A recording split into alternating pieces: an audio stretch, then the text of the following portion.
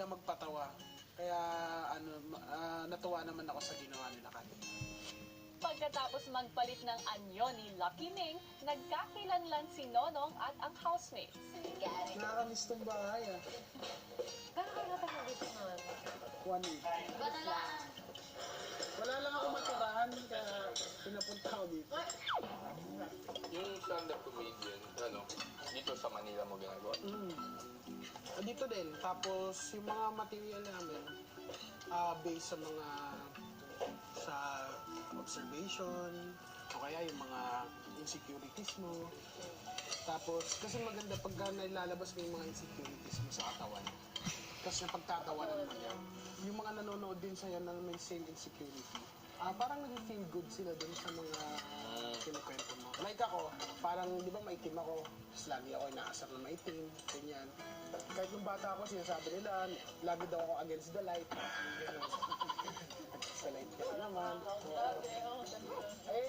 Wala akong magagawa dahil trinay ko na magpaputi. Umawak ako ng whitening soap, pumitim din.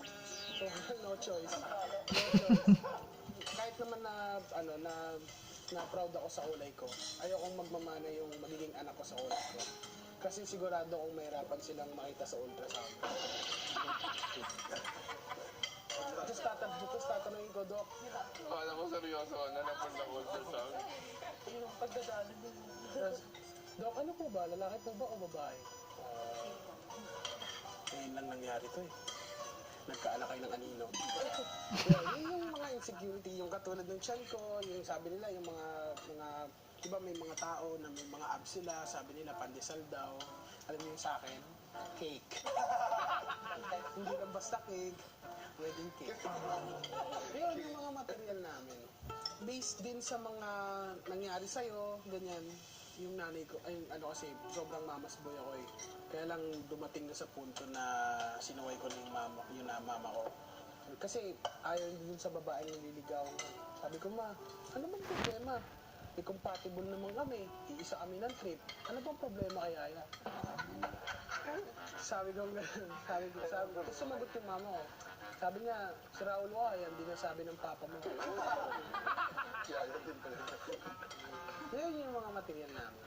Tapos nung birthday ko, nung last birthday ko, gusto ko naman maging meaningful yung last birthday ko. So, kasi tumatanda na rin ako. So, nag-birthday ako sa isang orphanage. Natuwa naman yung mga bata kasi nalasing ko sila.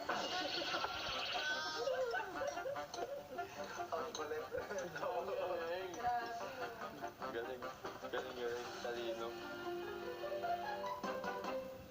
Abangan bukas!